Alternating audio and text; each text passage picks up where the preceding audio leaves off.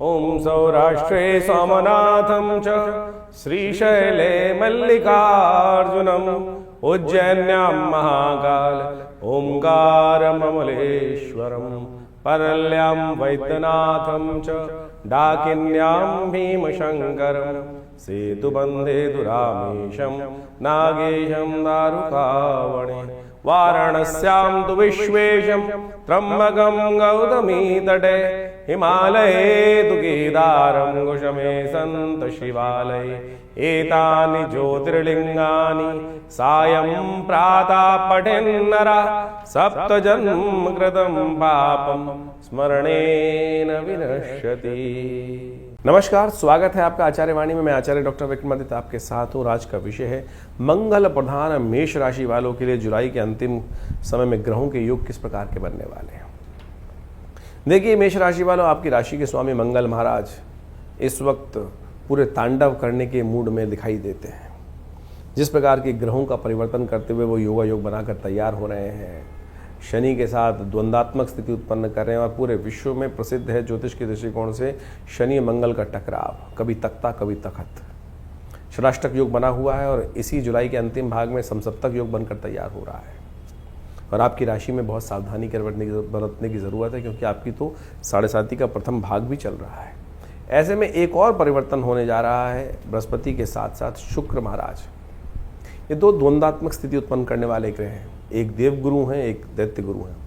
शुक्र बृहस्पति के साथ युति करने जा रहे हैं।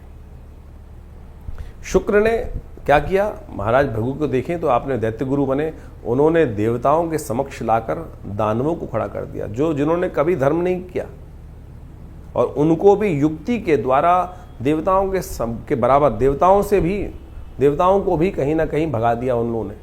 तो यानी ऐसे दो विचित्र प्रकार के ग्रह एक ही स्थान पर बैठकर आपके पराक्रम वाले भाव तृतीय भाव में ये युति बन रही है, तो द्वंद्वात्मक स्थिति उत्पन्न करने के योग बन रहे हैं। एक इधर भगाएगा, एक इधर भगाएगा। होगा क्या, जातक कहीं ना कहीं फंस जाएगा, कहीं बीच में जाने के। तो इस द्वंद्व से बचने के लिए कौन सा मार्ग आपको अपनाना है, ये आपको सही से समझ लेना चाहिए। नहीं तो ग्रह नक्षत्र के दृष्टिकोण से कहीं दिग्भ्रम ना हो जाए, तो ऐसे में दिग्भ्रमित स्थिति में जाकर कहीं ना कहीं आप अपना समय बर्बाद कर सकते हैं। साढ़े साथी का समय चल रहा है और ये सब योग जो चल रहे हैं वो कहाँ ले जाने वाले हैं आपको, वो आपको अच्छे से समझ लेना चाहिए।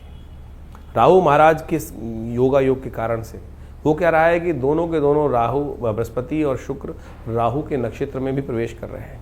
इन सब का प्रभाव क्या होगा आपको सिलसिलेवार तरीके से समझें, कैसे आपको इनसे बचना है, कौन से मार्ग अपनाने, कौन से दिन कौन से ग्रह योग बनेंगे, वो कैसे बनेंगे, क्या करेंगे, वो सब बताते हैं हम आपको। सबसे पहले बात करते हैं 21 तारीख की, सोमवार का अवसर। एकादशी तिथि विद्यमान है, चंद्रमा उच्च के होकर आपकी राशि में विराजमान है, शुक्र के साथ विराजमान है, जो आपके लिए अच्छा योग बना रहे हैं, चीज़ों को सही रूप से आपके समक्ष ला रहे हैं। कन्या पूजन करें, हो सके तो भगवान विष्णु का सुंदर पूजन करें। इस दिन एकादशी है, सोमवार है, सोमवार और एकादशी का सुंदर योग बन रहा है। सावन की एकादशी, शुक्ल कृष्ण पक्ष की एकादशी कृष्णा एकादशी कही जाती है।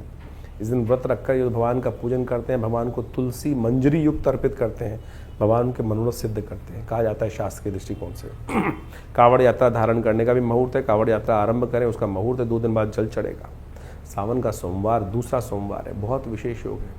सावन के सोमवार में कहा जाता है कम से कम पूरे दिन ना करें तो कम से कम सावन के सोमवार पे तो अभिषेक अवश्य करें।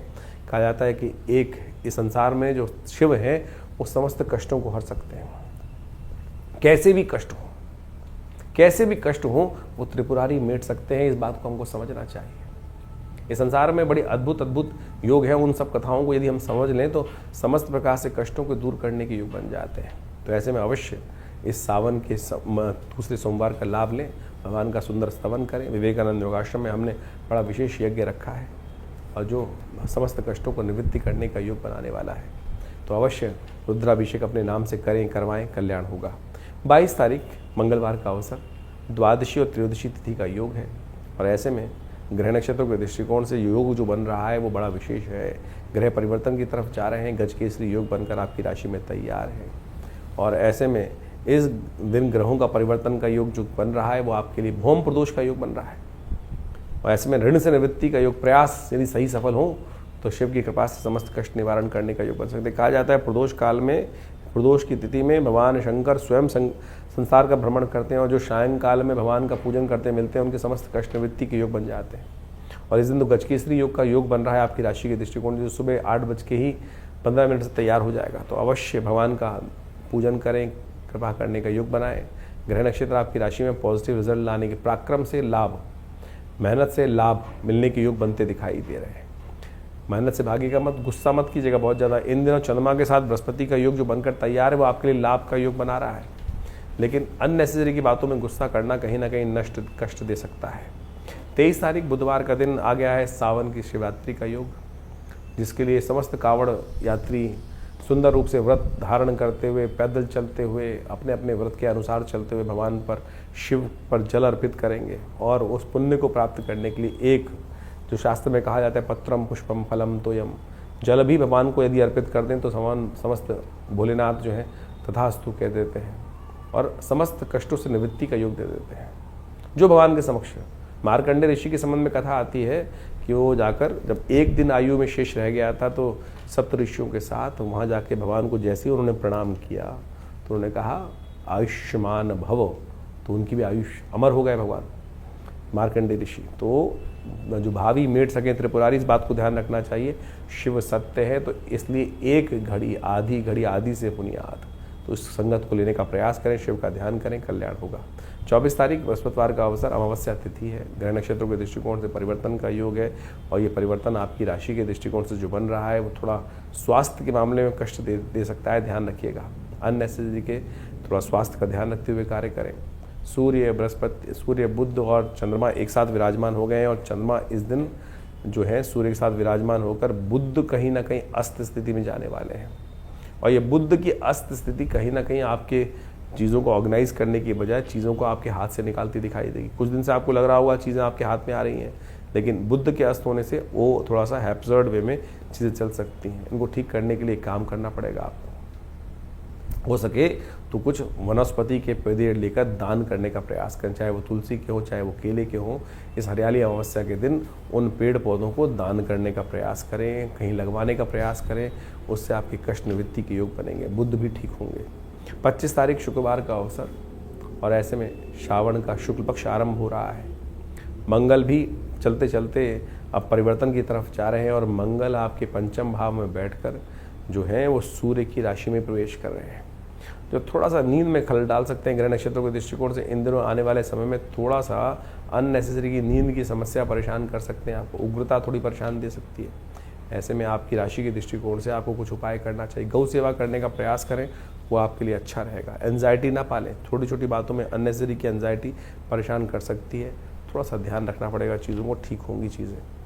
26 तारीख का दिन शनिवार का अवसर है, द्वितीय तिथि विद्यमान है और इस दिन शुक्र परिवर्तन की तरफ जा रहे हैं। शुक्र महाराज परिवर्तन कर आपकी राशि में बृहस्पति के साथ स्थान लेने वाले हैं और ऐसे में बृहस्पति के साथ स्थान लेते ही कहीं ना कहीं आपकी राशि के दृष्टिकोण से द्वंद्वात्मक स्थिति, विचारों में, पराक्रम में, रास्ते में, अटेम्प्ट में कहीं ना कहीं आपके विचारों में दो फाड़ होने की समस्या उत्पन्न हो सकती है। शनि को मनाना पड़ेगा।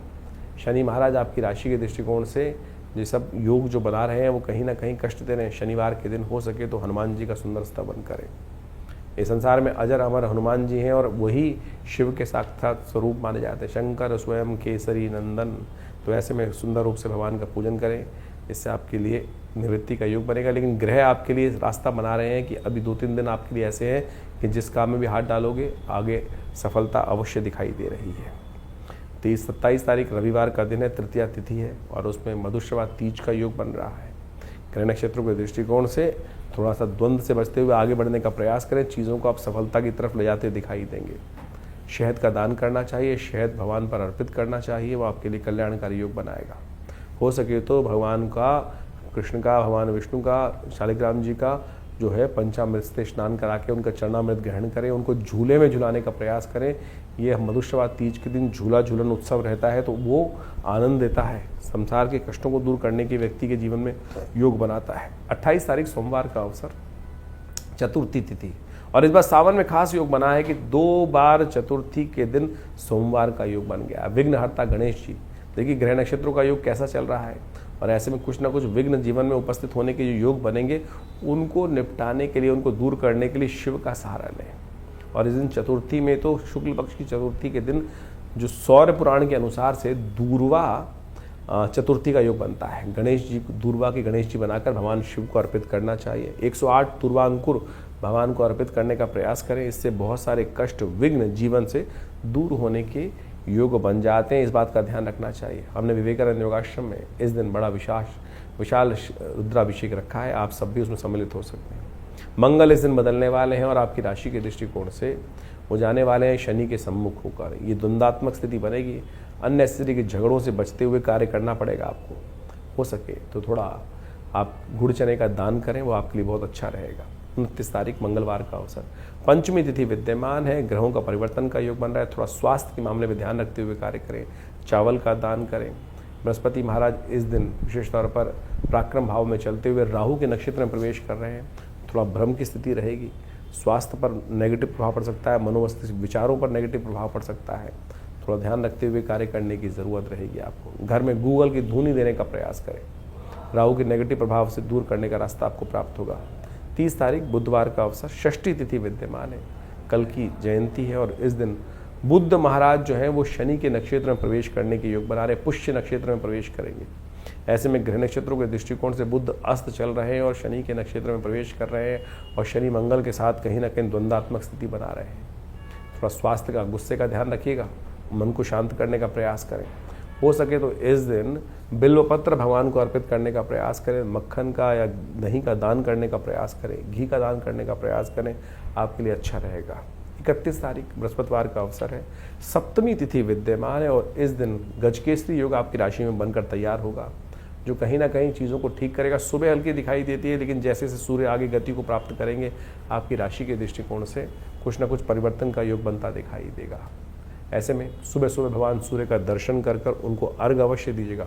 पीला पुष्प और रोली डालकर। कहा जाता है कि इस दिन पाप नाशिनी सप्तमी होती है। इस दिन गेहूं का दान करना और भगवान सूर्य को कनेर के पुष्प के साथ अर्घ देने से कष्ट निवृत्ति का योग बनता है। आदित्य हृदय स्तोत्र का पाठ करना सर्व प्रकार से कल्याणकारी योग बनाएगा। देखिए, सावन का महीना चल रहा है। इस समय आपने अभी अपने भविष्य को समझा। भविष्य में ग्रह तो खेल करते रहेंगे, अपने अपने अजीब अजीब खेल चलते रहेंगे, लेकिन एक बात ध्यान रखें, हम अपनी मनोकामनाओं को पूर्ण करने के लिए जिस भी रास्ते को अपनाएंगे वो कहीं ना कहीं मनोकामना पूर्ण होती है, लेकिन हमारी परीक्षा भी साथ साथ जीवन में चलती रहती है और शास्त्र उसके प्रमाण है। शास्त्र के दृष्टिकोण से इस रहस्य को हमें समझना चाहिए। मार्कंडेय ऋषि के बारे में आपने सुना होगा। शास्त्र में अष्ट चिरंजीवी कहे गए, अश्वत्थामा, बलिर्व्यासु, हनुमानश्च विभीषण, कृपा परशुरामस्य, मार्कंडेय च अष्टमा। ये अष्ट चिरंजीवी हैं जिनके जीवन में अद्भुत चमत्कार का योग बना। और इस सावन के महीने में इस रहस्य को हमें समझने की आवश्यकता है। हम कई बार अपने वीडियोस के माध्यम से आपके समक्ष भाव उपस्थित करते हैं कि हमको शरणागति भगवान की प्राप्त करने का उपाय करना चाहिए। और पौराणिक मत से ज्योतिष को जो समझ लेते हैं उनके बहुत सारे कष्ट निवृत्ति के योग बन जाते हैं। ये सावन का महीना बेहद खास है और ऐसे में संसार में शास्त्रों में लिखा है कि हमारे समस्त जो जीवन जो है ग्रहों के अधीन है। ग्रहों के उठापटक परिवर्तन के अनुसार से हमारे जीवन में अच्छा बुरा समय हमको प्राप्त होता है, लेकिन उसके ऊपर भी एक 10वां ग्रह है भनु भगवान का अनुग्रह करना। जो भगवान का अनुग्रह कर लेते हैं उनके समस्त 9 के 9 ग्रह शांत हो जाते हैं। एक बार एक ऋषि थे, एक ब्राह्मण थे, उन्होंने भगवान के समक्ष पूजा करी, प्रार्थना करी। काशी में रहते थे, भगवान की नित्य प्रति पूजा करते थे। घर में कोई संतान नहीं थी, तो भगवान को प्रसन्न किया। भगवान शिव जो है, जैसा महीना चल रहा है तो कहा जाता है कि सावन के महीने में भगवान पे एक लोटा भी अर्पित कर दोगे तो भगवान तथास्तु का वरदान ही देते हैं।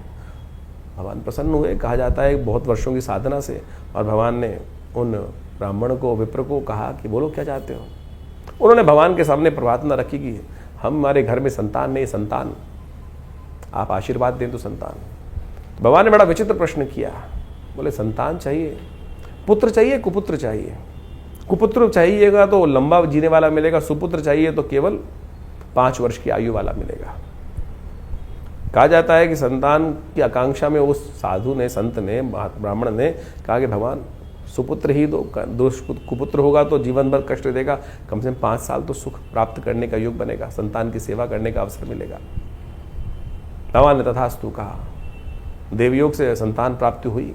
मार्कंडेय ऋषि उस घर में उत्पन्न हुए और जैसे जैसे जीवन समय आगे चलता रहा, उस साधु को, उस ब्राह्मण को ये तो पता ही था कि बच्चे की आयु केवल 5 साल है। 4 साल बड़े सुंदर निकल गए, 1 वर्ष रह गया, मन में ऐसे भाव थे कि अब बचा कहाँ है समय, सुख का बस अंतिम समय है, बालक का जीवन केवल 1 वर्ष शेष रह गया है।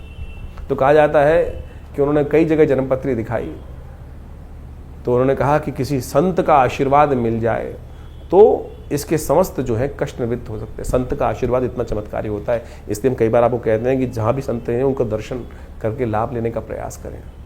तो मार्कंडेय ऋषि के जीवन में एक घटना घटी कि उनके पिता को कहा किसी ज्योतिषी ने कि भाई संत का आशीर्वाद चाहिए, संतों का आशीर्वाद। बोले संत कहाँ ढूंढने मिलेंगे, संत कहाँ ढूंढूं? बोले तुम तो ये छोड़ो कौन है कि संत नहीं, सबका ही आशीर्वाद लेने का प्रयास करो, हो सकता है भाग्य से कोई ना कोई मिल जाए। बोले क्या करूं? बोले एक काम करो, कुटिया बनाओ, गंगा के तट पर संत महात्मा दर्शन करने आते हैं, स्नान करने आते हैं, जो भी दिखाई दें अब सब उनके ही चरणों में नमन करो, सब आशीर्वाद देंगे। यही किया उन्होंने। 1 वर्ष था, धीरे धीरे समय भागता चला गया। देवयोग से 3 दिन शेष रह गए थे उस 1 वर्ष पूरा होने में। मार्कंडेय ऋषि का जो शरीर था पूरा होने में 3 दिन बाकी थे। देवयोग से भगवान की कृपा से 7 ऋषि वहाँ से निकले, उन्होंने नमन किया। और जैसे ही मार्कंडेय ऋषि ने उनको नमन किया, उस ऋषि बालक ने नमस्कार प्रणाम किया, उन्होंने कहा यशस्वी भव, दीर्घायु भव। और जैसे ही दीर्घायु कहा तो वो ब्राह्मण था, हंसा। बोले महाराज आप आशीर्वाद दे रहे हो, दीर्घायु भव, आयुष्मान भव का आशीर्वाद दे रहे हो, इस बालक के तो 3 दिन ही शेष रह गए हैं। उनको बड़ा विचित्र लगा सप्तऋषियों को कि अरे हमारा आशीर्वाद तो निष्फल चला जाएगा।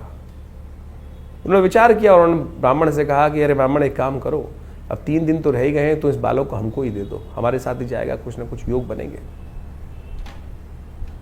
ब्राह्मण ने सोचा 3 दिन रह गए हैं, अब हो सके तो जो भी कृपा होनी हो, वो सप्तऋषि उनको साथ ले गए। सप्तऋषि सीधे पहुंचे, कहा जाता है कि भगवान ब्रह्मा के पास, और उस बालक को कहा कि हमारे पीछे रहना। और जैसे ही सप्तऋषियों ने भगवान ब्रह्मा को प्रणाम किया तो ब्रह्मा जी ने उन सबको आशीर्वाद दिया आयुष्मान भव। और जैसे ही आशीर्वाद दिया आयुष्मान भव तो भगवान ने कहा, समस्त सप्तऋषियों ने कहा कि हमारी बला तो टली, अब आपके हमारे वाक्य से अब आपका वाक्य जुड़ गया और अब आपकी बला, इस संसार को रचा आपने ही ब्रह्मा जी। तो जैसे ही वो हंसे सप्तऋषि, तो ब्रह्मा जी ने पूछा हंसने का कारण? बोले इस बालक की आयु के 2 ही दिन शेष रह गए हैं, अब तो कल इसकी मृत्यु होनी, और आपने तो आयुष्मान भव का आशीर्वाद दे दिया। अब हमने पहले दिया था, पूरी वृत्तांत सुनाया, पहले हम फंस रहे थे, आपको भी फंसना है। आप अपनी वाक्य को कैसे रखेंगे, मर्यादा कैसे रखेंगे अपने आशीर्वाद की, वो आपके ऊपर है। ब्रह्मा जी ने विचार किया, बोले अब तो एक ही रास्ता है कि जो संसार में जो सबसे पराशक्ति है वही इस कष्ट से निवृत्ति का मार्ग दे सकती है। कहा जाता है कि भावी मेट सके त्रिपुरारी, सब लोग वहाँ पर चलकर भगवान शंकर के द्वार पहुँचते हैं। भगवान शंकर के जब द्वार पहुँचते हैं तो वही प्रणाम, सबने प्रणाम किया और भगवान शंकर ने आयुष्मान प्रदान किया, यशस्वी भव, आयुष्मान भव। भगवान के समस्त जो भी जाएगा आशीर्वाद देगा। आपके समक्ष भी कोई आता है तो आप यही आशीर्वाद देते हैं ना, ये थोड़ी देखते हैं कि कौन कैसा पात्र है। जब झुका तो आशीर्वाद स्वयं निकलेगा, और जैसे ही वो बालक त्या समस्त झुके तो वो आशीर्वाद निकल गया। तो सबने भगवान के समक्ष कहा भगवान आप ही कर सकते हैं, आप ही का आशीर्वाद है, यही कर सकते हैं। भगवान ने देखा क्या हुआ, तो उस बालक को देखते ही भगवान को याद आया तो ये हमारा ही आशीर्वाद से दिया हुआ पुत्र है, और अब आशीर्वाद दे दिया। तो भगवान ने उनको सप्तऋषियों का तुम जाओ, इस बालक को यहीं छोड़ जाओ। और जब ये बालक को वहीं छोड़ दिया, शाम के समय का समय था, यमराज आए और यमराज ने उस दिन अपना जैसे ही फंदा उस मार्कंडेय ऋषि के गले में डाला, ओम नमः शिवाय का जप करते वो शिव से चिपट गए। भगवान ने त्रिशूल लेकर जैसे ही यमराज की तरफ आक्रमण किया, अरे मेरा नाम ले रहा है भक्त, इस पर तुम अपना फंदा डाल रहे हो। तो यमराज ने कहा भगवान आप ही का दास हूं, आप ही के संसार के क्रम को चलाने का कार्य करता हूं, आपने जो दायित्व दिया है। तो भगवान ने बड़ा विचित्र उनको जवाब दिया कि आशीर्वाद मेरा है, मैंने ही आयु दी थी, तो इसको मेरे अनुसार ही तुमको समझना पड़ेगा। बड़ा सुंदर शास्त्र में व्याख्यान मिलता है कि भगवान ने किस प्रकार से मार्कंडेय को अमर किया। तो भगवान ने कहा कि एक बात समझो कि किस प्रकार की स्थिति है। ये सावन का महीना इतना सुंदर है कि ऐसे में भगवान शिव की आराधना कर कर आप समस्त अपने जीवन के कष्टों को दूर कर सकते हो। इस भाव को हमें समझने की आवश्यकता है। तो कहा जाता है भगवान ने यमराज से कहा कि एक बार बताओ कितने वर्ष की आयु दी थी। बोले 5 वर्ष की आपने आयु दी थी, 5 वर्ष की आयु। बोले 5 वर्ष किसके थे? 5 वर्ष मेरे अनुसार चलेंगे, गणना मेरे अनुसार चलेंगी या तुम्हारे अनुसार चलेंगी? बोले भगवान आप ही बताएं किसी करना है। बोले मेरी गणना के अनुसार से मैंने 5 वर्ष की आयु दी, तो 5 वर्ष मेरी गणना के अनुसार से चलेंगे, तुम्हारी गणना के अनुसार से नहीं चलेंगे। इस संसार में जो कहा जाता है कि जो कई कल्प, एक ब्रह्मा के जीवन में कई कल्प विराजते हैं और भगवान तब उनका जो आयु पूरी होती है। कई कल्प जब बीत जाते हैं, कई कल्प बीते, तब ब्रह्मा जी की वो आयु निकलती है और भगवान शिव के एक दिन में 10 ब्रह्मा की आयु निकल जाती है। तो अब भगवान ने कहा गिनाओ, 5 वर्षों के महीने बनाओ, दिन बनाओ, उसके बाद गणना करो। तो यमराज ने हाथ जोड़े भगवान के। तो ये चमत्कार है भगवान की भक्ति का। तो मार्कंडेय ऋषि जब अमर हो सकते हैं, शास्त्र में वर्णित है, तो असंभव इस संसार में कुछ नहीं है। तो आप बड़ी श्रद्धा के साथ भगवान के अनुनय विनय के साथ पूजन करने का इस सावन के महीने में सुंदर जो योग बन रहे हैं, जो आपने भी समझे, तो इसलिए इस भक्ति मार्ग पर चलने का प्रयास करें। जीवन में चमत्कार हो सकता है। बाकी सब ग्रहों का जो खेल है वो तो है ही है, विचित्र है। तो ये ग्रहों की गणना जो आप समझ रहे हैं, वो एक तरफ नवोग्रह, एक तरफ 10वां ग्रह प्रभु का अनुग्रह एक तरफ, उसको अपनाने का प्रयास करें, चमत्कार हो सकता है। तो सावन के सुंदर महीने में आपने ग्रहों का योगा योग समझने का प्रयास किया और इसके अनुसार से आपकी राशि के दृष्टिकोण से किस प्रकार के ग्रहों का योगा योग चल रहा है वो आप समझ लें, तो बहुत अच्छे से आप चीज़ों को, परिस्थितियों को अपने अनुरूप से परिवर्तन करने का योग बना सकते हैं। देखिए, जैसे ग्रहों का योग, परिवर्तन का योग इस समय बना है, चाहे वो शनि का परिवर्तन हो चुका हो, उसके साथ साथ मंगल का परिवर्तन जो विचित्र योग बना रहा है वो आपको समझ लेना चाहिए, समसप्तक योग। ऐसे में कई ग्रहों का जो परिवर्तन, बुध का अस्त होना, ये सबका सब बहुत विशेष योग लेकर आपके जीवन में उपस्थित हो रहा है। यदि हम वास्तविक तौर पर राजनीतिक दृष्टिकोण से या विश्व के व्यापक दृष्टिकोण से देखा जाए तो शनि मंगल का समसप्तक योग कई प्रकार की भयावह त्रासदियों को जन्म दे सकता है, चाहे वो प्राकृतिक आपदाओं के रूप में हो या वो विशेष तौर पर राजनीतिक तौर पर या सामाजिक दृष्टिकोण से। कई प्रकार के द्वंद्व ऐसे समय में उपस्थित होते हैं। ज्योतिष की गणनाओं के अनुसार से इस बात को हम अच्छे से समझ सकते हैं कि जब जब शनि मंगल आपस में या तो एक संग बैठे हों या एक दूसरे के सामने हो, तो युद्ध की स्थिति रहती है, चाहे वो किसी का भी जीवन चल रहा हो। तो ऐसे में अपने मनोमस्तिष्क को हमको शांत रखते हुए कार्य करने का प्रयास करना चाहिए। जिस प्रकार से ग्रह योग आने वाले 3-4 महीने तक के लिए इस प्रकार की स्थिति बना रहे हैं, अभी समसप्तक योग बन रहा है, फिर आगे जाके षडाष्टक योग फिर पुनः बन जाएगा शनि का और विशेष तौर पर मंगल के साथ। और ऐसे में 2 ग्रह विशेष तौर पर और भी समझने की आवश्यकता है। शुक्र और बृहस्पति दोनों ज्ञान के देवता हैं, एक देवगुरु हैं और एक दैत्य गुरु हैं, और उनका भी एक स्थान पर युति होना वो भी विशेष तौर पर विशेष परिवर्तन का जीवन में उत्थान करने का योग देता है। ऐसे में समझना चाहिए कि बुद्धि की युग चलेंगे और कहीं ना कहीं बुद्धि के तर्क वितर्क के दृष्टिकोण से कहीं ना कहीं स्थितियों को हम अपने पॉजिटिव भी कर सकते हैं और नेगेटिव भी कर सकते हैं। अगर नहीं समझेंगे, नेगेटिव करेंगे, तो क्योंकि शुक्र चाल पे चाल चलने के योग, बृहस्पति और शुक्र जब भी एक साथ आते हैं तो कहीं ना कहीं द्वंद्वात्मक स्थिति बनती है। और एक साथ मंगल शनि का टकराव और शुक्र और बृहस्पति का एक साथ युति होना, ये विश्व के दृष्टिकोण से पुनः एक ना एक, कई राजनीतिक दृष्टिकोण से, कूटनीति के दृष्टिकोण से थोड़ा सा समस्याएं उत्पन्न करने वाला दिखाई देता है। जो लोग शेयर इत्यादि के क्षेत्र में या किसी भी प्रकार के कार्य करने में जहां बहुत तेज डिसीजन लेने की आवश्यकता होती है, ऐसे में सावधानी के साथ कार्य करने की ज़रूरत रहेगी। मार्केट में एक विशेष तौर पर जो ग्राफ है वो उठने और गिरने का योग विशेष तौर पर बनता दिखाई दे रहा है। तो ऐसे में ग्रहों की स्थिति को आपने यदि समझ लिया, उसके अनुसार से जीवन में परिवर्तन करने का प्रयास किया, तो बहुत अच्छे से चीज़ों को आप अपने अनुरूप परिवर्तन करने का योग बना सकते हैं। और आदिकाल में भी लोगों ने इसी प्रकार से योग अयोग का लाभ जीवन में समझने का प्रयास किया है। बहुत सारे लोगों के प्रश्न मन में चलते रहते हैं और उन प्रश्नों का निवारण करना भी बहुत सारा आवश्यक ज़रूरी होता है। इन देखिए, जीवन में कष्ट हैं और उनका निवारण करने का मार्ग विभिन्न उपायों के माध्यम से शास्त्र में ऋषियों ने अपने अपने अनुसार से शास्त्रों में वर्णित किया है। लेकिन विशेष योग जो है वो हरिनाम ही है, भगवान का नाम ही है, जो सब प्रकार से जीवन के कष्टों को दूर करता है। भगवान वेदव्यास ने समस्त पुराणों की, समस्त बहुत विशेष ग्रंथों की रचना करी और उन्होंने अंत में एक बात लिखी, आलुड्य सर्वशास्त्रानि विचारे व पुनः पुनः इदमेकम सुनिष्पन्नम ध्याये नारायण सदा। तो भगवान का, श्री हरि का, भगवान का स्तवन किसी प्रकार भी यदि हम कर लें, वही वास्तविक तौर पर ग्रहों का निवारण होता है।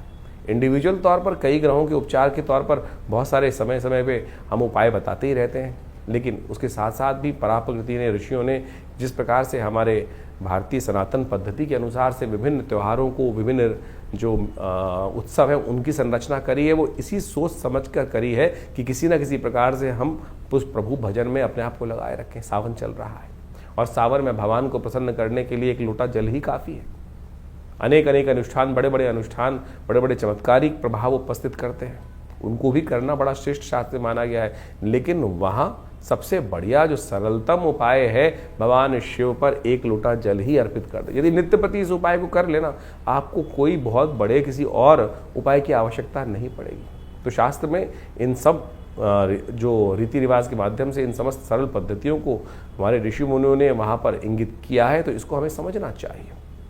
सरल भाव, हम जीवन में अपने मन से सरल नहीं हो पाते हैं, और जब तक सरल नहीं होंगे तब तक वो जीवन में कष्ट निवारण का मार्ग खुलेगा नहीं। तो ज्योतिष में कोशिश ये करें अपने जीवन में समस्त ग्रहों का उपचार करने के लिए विभिन्न विभिन्न मंत्र, अनेक अनेक चमत्कारिक मंत्र उपस्थित किए जाते हैं, और हमने उन समस्त मंत्रों का अनुसंधान करके देखा।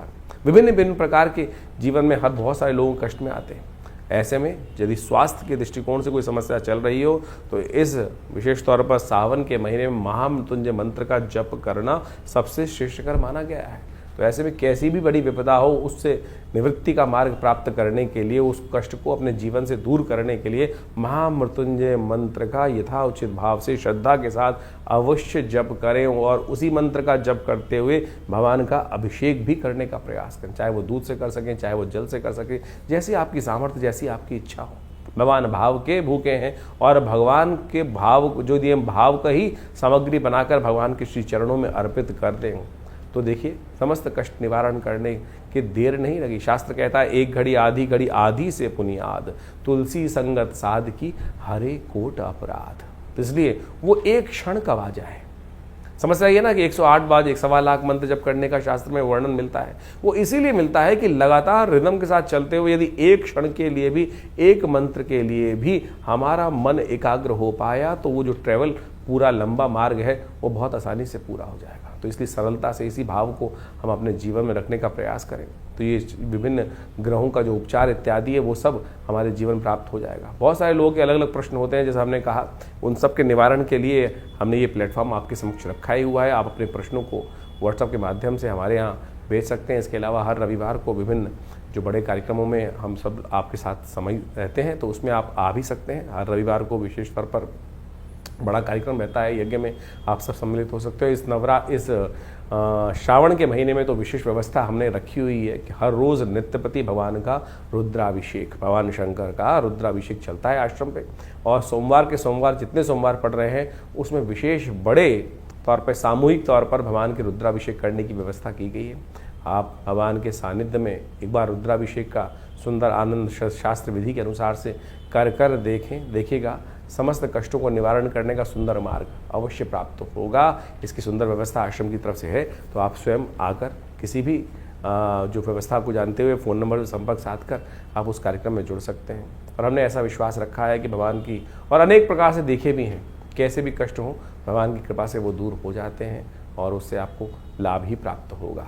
धन्यवाद।